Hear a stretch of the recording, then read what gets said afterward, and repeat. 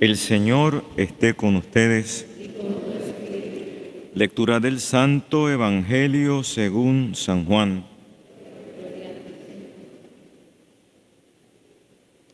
En aquel tiempo, al ver Juan a Jesús que venía hacia él, exclamó: «Este es el Cordero de Dios, que quita el pecado del mundo. Este es aquel de quien yo dije: tras de mí viene un hombre que está por delante de mí, porque existía antes que yo. Yo no lo conocía, pero he salido a bautizar con agua para que sea manifestado a Israel». Y Juan dio testimonio diciendo: «He contemplado al Espíritu que bajaba del cielo como una paloma y se posó sobre él. Yo no lo conocía, pero el que me envió a bautizar con agua me dijo: aquel sobre quien veas bajar el Espíritu y posarse sobre él, ese es el que bautiza con Espíritu Santo. Y yo lo he visto y he dado testimonio de que este es el Hijo de Dios». Palabra del Señor. Gloria a ti, Señor Jesús.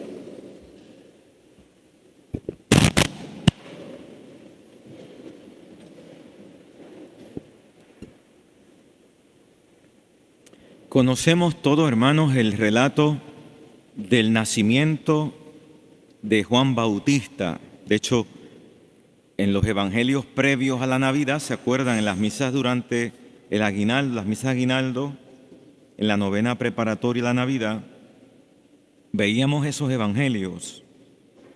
Los narra Lucas, sobre todo. Veíamos cómo, en primer lugar, hay un parentesco entre Jesús y Juan el Bautista. María está emparentada con la mamá de Juan Bautista, Isabel. De alguna manera eran parientes, primas. Y sabemos que desde el vientre materno Juan recibió el Espíritu Santo. Dice la Escritura que a la visita de la Virgen a su prima, el niño saltó de gozo en el vientre de Isabel. Y qué interesante que, existiendo este parentesco, Juan dice hoy en el Evangelio: yo no lo conocía. 2 veces lo dice.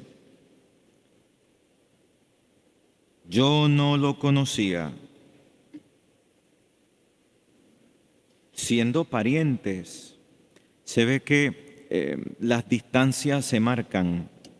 Aquello de que María esté en Nazaret, Isabel en Ain Karim, y que en esos tiempos pues las distancias son a pie. Y la vida tiene su día a día, ¿no? No existían esos turismos que hoy nos pegamos, que nos montamos en un avión, nos vamos en un autobús y trasladamos distancias tremendas y estamos ahí con la cámara haciendo fotos y perdiendo el tiempo. En esa época la gente estaba en su trabajo ordinario, ¿no? Yo no lo conozco. Solo sabía Juan lo que el Señor le había revelado, dice el Bautista. Pero he salido a bautizar con agua para que sea manifestado, epifanía. El bautismo va a ser una manifestación del Señor, no solamente a Juan, sino a todos los que estaban allí. Y dice Juan, el Bautista, dice: yo no lo conocía, pero el que me envió a bautizar me dijo: aquel sobre quien veas bajar el Espíritu y posarse sobre él, ese es el que bautiza con Espíritu Santo. ¿Se acuerdan que la gente iba donde Juan Bautista y pensaban que él era el Mesías? Y dice: yo no soy el Mesías. Yo bautizo con agua, mi bautismo es de conversión, yo solo preparo el camino, yo soy la voz que clama en el desierto, preparad el camino, pero detrás de mí, decía Juan, viene alguien que está por encima de mí, decía hoy, que existía antes que yo. Pero si es que cuando Isabel queda encinta, María todavía no estaba encinta. Es más, Gabriel le anuncia a María que su prima Isabel ya está de 3 meses. Existía antes que yo. Aquí se refiere, por tanto, a una existencia prehistórica, ¿no? Él existía. Y mira que es el evangelista Juan el que dice, en el principio existía la palabra, y la palabra estaba junto a Dios, y la palabra era Dios. El que les revela a Juan es el que les revela que su verbo, su logos, su sabiduría existía antes de los tiempos. Y esa es la que se va a hacer carne.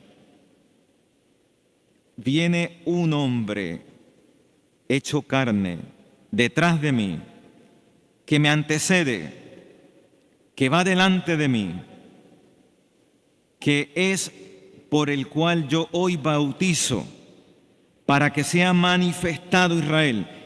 Y yo ahora doy testimonio, dice Juan, yo lo vi el Espíritu que bajaba del cielo como una paloma y se posaba sobre él. Yo no lo conocía, pero ahora lo veo y lo anuncio.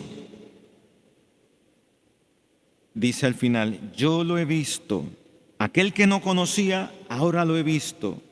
Y doy testimonio de que ese es el Hijo de Dios. Esto es una revelación de cómo Juan Bautista recibe esta iluminación en el momento en el que Cristo se acerca. De hecho, decía el Evangelio de hoy, viendo Juan que Jesús venía hacia él, Jesús sale al paso, la palabra se revela, la iniciativa de Dios llega primero siempre. Dios nunca llega tarde, así como llega a tu historia, a tu vida, a la mía. Cuando tú vienes a misa, cuando tú vienes a la liturgia, cuando tú decides buscar a Dios, ya Dios te precedió, hermano. Ya Dios te atrajo con su gracia. Ya Dios tocó tu corazón. Dios siempre antecede con su gracia. Su gracia precede, a la vez concurre. Ella concurre con tu acto de voluntad. Cuando tú decides, voy a seguir al Señor, voy y me convierto, hoy quiero cambiar, en ese acto tuyo voluntario está ya la gracia actuando, concurre con tu voluntad, concurre la gracia con tu libertad. Por eso decía, sin mí no podéis hacer nada. La gracia va actuando, antecede, llega antes, concurre, te precede siempre. Tú estás hoy aquí por gracia de Dios. Sí, tú decidiste venir, pero en esa decisión, ese acto, en ese momento, Dios no te abandonaba, Dios te ponía el querer de quien procede todo bien. Y así se revela a Juan Bautista y Juan nos lo presenta. ¿Y quién es ese que él presenta? Fíjate cómo lo revela Juan. Este es el Cordero de Dios que quita el pecado del mundo. ¿Te suenan esas palabras? ¿Te son familiares? Las escuchas cada domingo en la liturgia, cada día en la misa, cuando el sacerdote nos presenta entre sus manos consagradas al sacramento de la presencia real, verdadera, sustancial de Cristo en la hostia pura, inmaculada, santa, como dice el canon romano. Cuando el sacerdote nos presenta a Jesús ya hecho verdad y realidad en el altar, dice, este es el Cordero de Dios. Y tú hoy cuando oigas esas palabras, resonará en ti este Evangelio.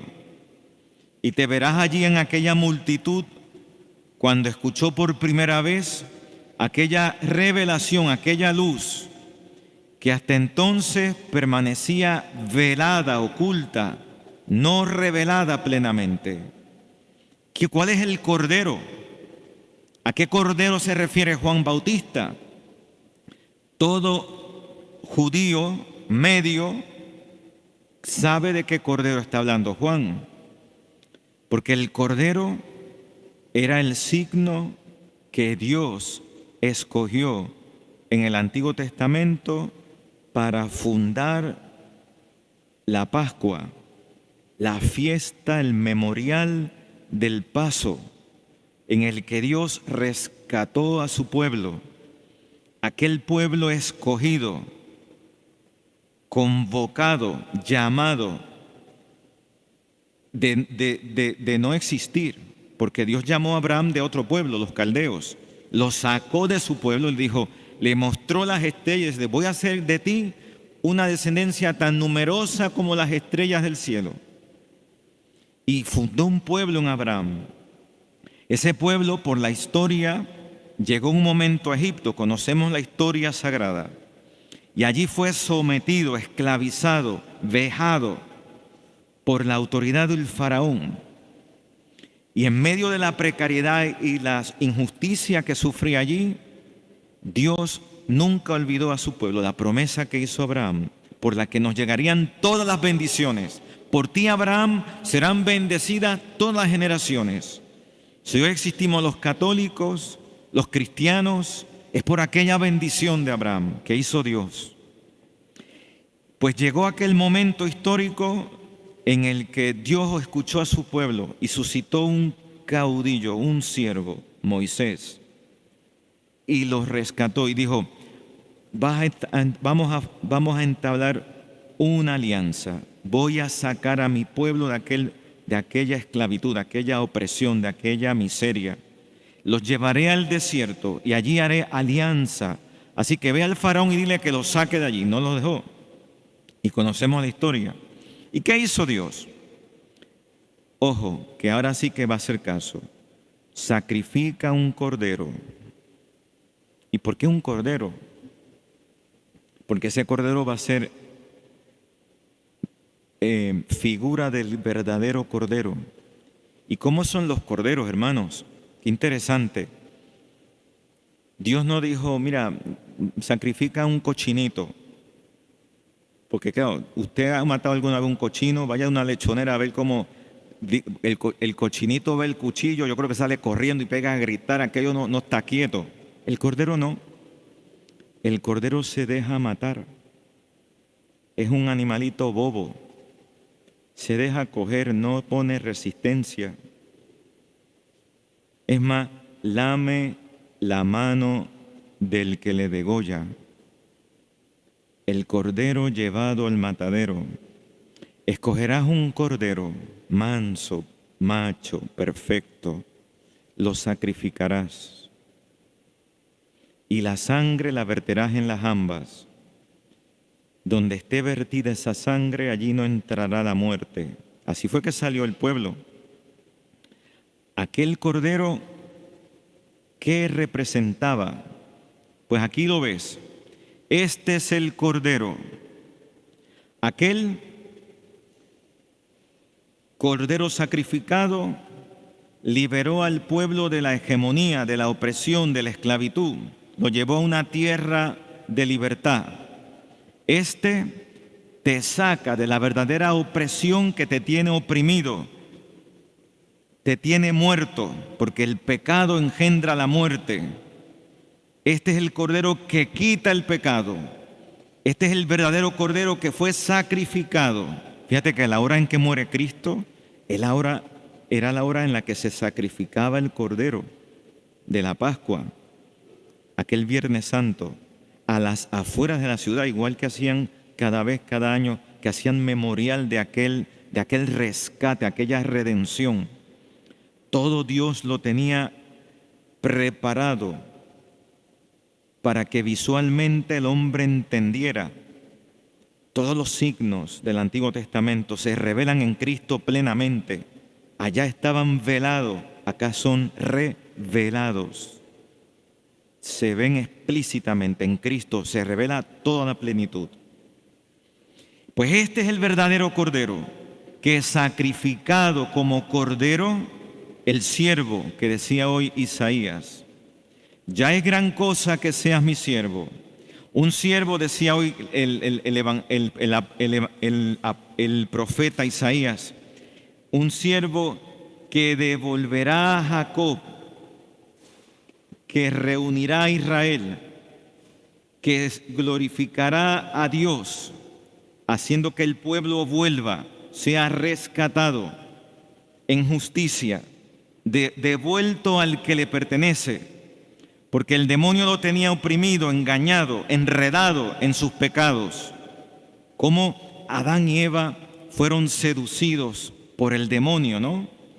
Con perfecta libertad y voluntad y conocimiento, porque Adán y Eva tenían conocimiento del querer divino, de la voluntad divina, y se salieron de esa voluntad, engañados por el demonio, pero con pleno conocimiento y uso de sus facultades, de su entendimiento, memoria y voluntad.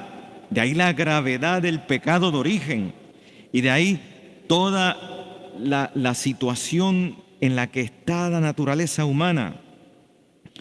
Y Dios, llegada a la plenitud de los tiempos, ahora envía a su Hijo para que no solamente sea siervo, degollado como un cordero, sino que sea luz con su palabra. Mi palabra es lámpara. Con su palabra revelará todo lo que los signos manifestaban y no se entendía. Por eso es que ahora hay que escuchar a Cristo. Y eso es lo que te da la liturgia, cuando se proclama la palabra, cuando tú abres la palabra, cuando te abres a la revelación de Cristo, a la palabra de Jesucristo, recibes la plenitud de la luz.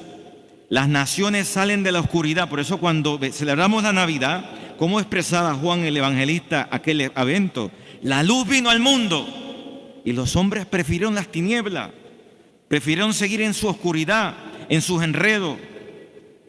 Y la luz se ha aparecido para iluminar, para que tú seas luz. Igual que el siervo, el cordero, dando la vida, ahora ilumina por su muerte. Da sentido a tus esclavitudes, a tus pecados, a tus miserias, a tus tristezas. Él es el que quita el pecado de tu vida.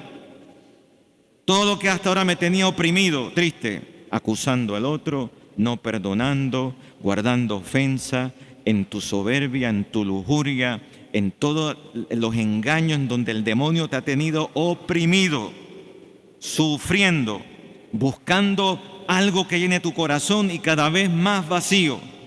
Y ahora quiero esto, y quiero lo otro, y lo obtengo y quiero otra cosa, porque el corazón no se sacia con ninguna criatura. Está hecho para el infinito, solo Dios lo llena. Y por eso anda siempre en depresión, angustiado, no tranquilo, y con peleas, discusiones, y pensando que el otro es el enemigo, y aplastando al otro, y quítate tú y me pongo yo, enredado en las mentiras del diablo que te tiene así. Y por eso todos tus matrimonios fracasados, todos tus trabajos fracasados, todos tus éxitos no logrados, y echándote tú la culpa a otra. Es que tuve que hacer esto porque el otro, y el otro, y el otro. Y el otro nada. Tus pecados son tu muerte.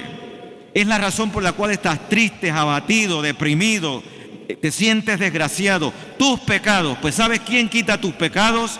El Cordero, Cristo. Cuando te abres a Cristo, ahí ves todo. Eres iluminado. Ves tu verdad. Wow, pero ¿qué hago yo aquí? Y pensaba que el otro era mi enemigo. Y pensaba que el fracaso del matrimonio era por el otro. Y es que no estaba yo dispuesto a dar la vida, porque no veía mi vida desde el Cordero que da la vida. Y por eso mis fracasos, por eso mis angustias, por eso mis tristezas, por eso tantos desasosiegos.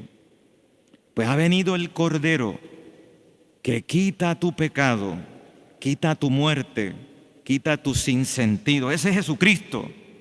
Ese es el que anuncia a la iglesia. Estos días viendo estos videos del Papa Benedicto, yo que estaba como la Magdalena llorando y llorando, porque veía, wow, Dios mío, qué regalazo, qué papas tú has regalado a la iglesia.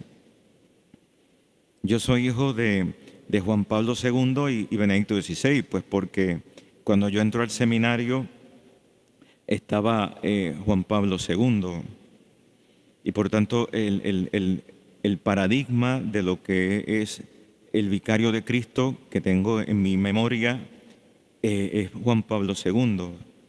Y para colmo me pongo a pensar, Dios mío, si él fue el que me ordenó, yo me ordené con San Juan Pablo II. O sea, yo no sé cómo rayo yo caí en Roma y me impuso las manos un santo. Y aquí estoy hace 32 años dando tumbos y tratando de hacer las cosas y viendo mi miseria y mis limitaciones. Digo, qué misericordia. Pues Juan Pablo II, escogido por Dios en aquel momento histórico, prepara el camino del otro, y el otro el del actual. Y Papa Francisco no pudiera haber llegado allí si no es antecedido por el anterior, que prepara todo.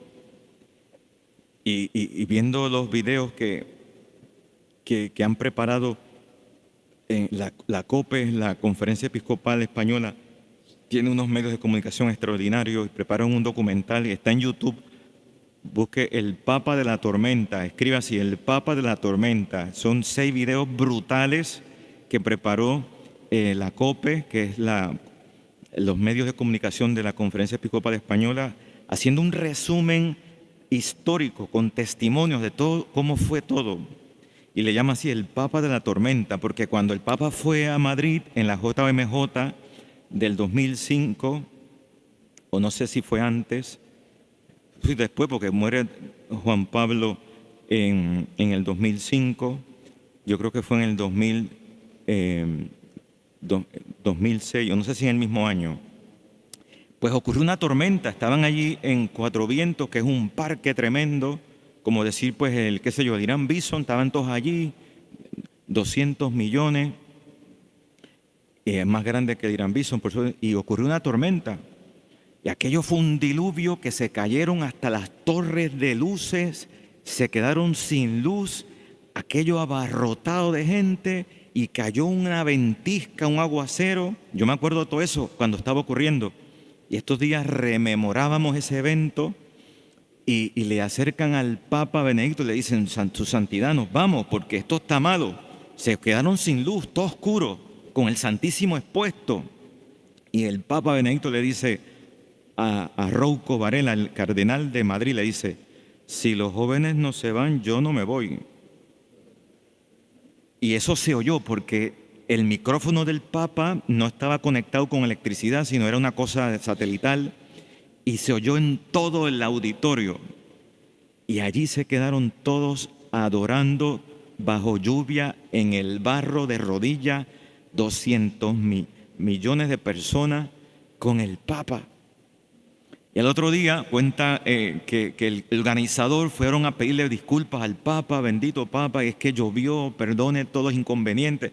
Y el Papa les dice, Benedicto dice, ¿perdón de qué? Si esto fue un regalazo del cielo. Porque a veces nos creemos que para adorar el Santísimo y hacer una exposición hay que estar con cancioncitas y brincos y saltos, y ahora hasta danzan con bombillas y con no sé cuántas madres se inventan, que son distracciones, hermano. Distracciones, porque de eso se encarga el demonio, de distraer. Y vamos a poner trompetitas y floripondios y cuanta madre hay, sanganerías, hermano. Dice el Papa, lo único que hace falta para adorar es estar frente a Jesús. Y entonces se quedaron todos allí en silencio, cogiendo agua a todo que da, todos en silencio. Eso es histórico, busque el YouTube para que usted vea. Y dice el Papa, y allí se demostró que lo único esencial es adorar. Jesús, tú estás ahí, yo aquí. Fíjate qué mentalidad la de Benedicto. Y el Papa, y además se demostró con ese hecho quiénes son los jóvenes que vienen aquí. Vienen a adorar al Señor. No se movió ninguno, todos en silencio adorando, en un silencio sepulcral tremendo. de adoración. Pues estas cosas uno ahora las recuerda y dice, wow, se le paran a uno los pelos y uno dice, qué regalazo de papa. Y tanto que lo criticaron, lo humillaron y él nunca se defendió. Y ahora el Señor se encarga de mostrar su gloria. Es un santo, otro santo para la historia, ya lo canonizarán. Pues hermano, se revela Jesucristo como el que quita las tinieblas que no me dejan ver mi verdad, mis pecados. Sigo yo en la tontería, en la vaciedad, en las vanidades, en el brincoteo. Estos días mandaban que si no sé en qué iglesia, la gente brincoteando. Y bueno, pues mira, yo no juzgo, pero es más de lo mismo, hermanos. ¿En qué estamos, no? ¿En el brincoteo o en el ver nuestra verdad delante del Cordero que quita el pecado?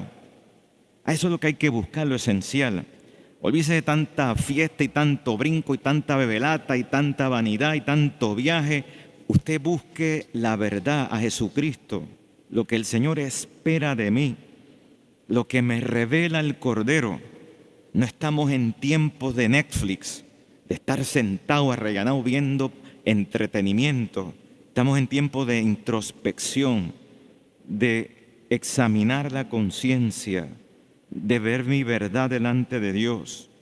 ¿Por qué mi matrimonio está fracasado? ¿Por qué en mi casa hay tanta discordia? ¿Por qué no soy capaz de amar a mis padres? ¿Por qué no soy capaz de ver en mis hijos a Jesucristo? ¿Por qué no soy capaz de amar al otro? Porque estoy enredado en mis pecados, en mis egoísmos. Por eso me aíslo, por eso me aparto.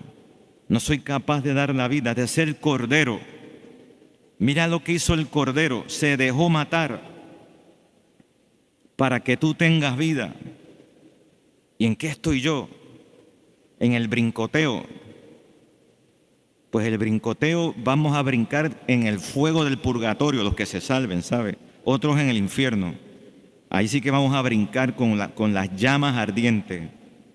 Pues Señor, ten misericordia de nosotros, que somos un chorro de pecadores, que estamos en el brincoteo de esta tierra y no nos centramos en ti, no vemos al Cordero que quita el pecado. Ven, quita mis pecados, quita mi ceguera, alivia mis angustias, dame tu paz, que pueda yo perdonar, que pueda amar, que pueda dar la vida como tú la diste por mí, ¿no?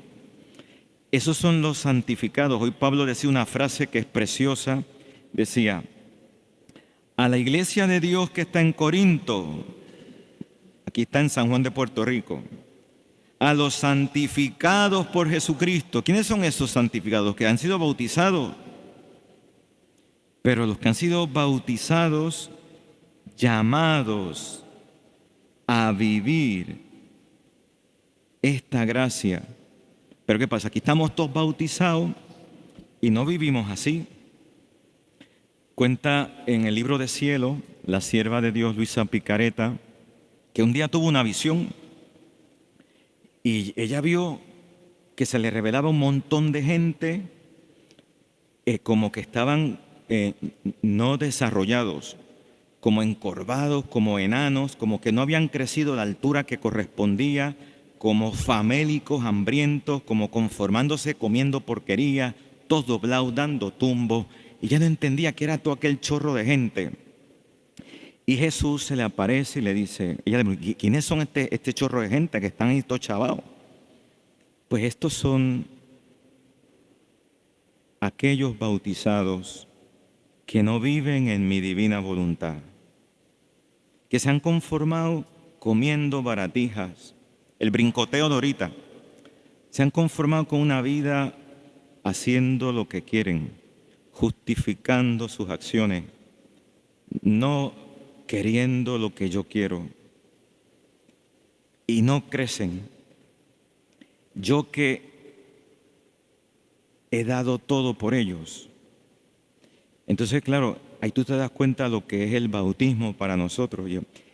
Si viviéramos haciendo lo que Dios quiere, no haciendo cosas justificándonos, pues creceríamos a la altura de lo que Dios nos ha querido regalar en el bautismo, que es llevarnos a la santidad primera, a la de Adán y Eva antes de pecar, al don completo de su divino querer, a vivir en su voluntad y por tanto crecer como hijos verdaderos.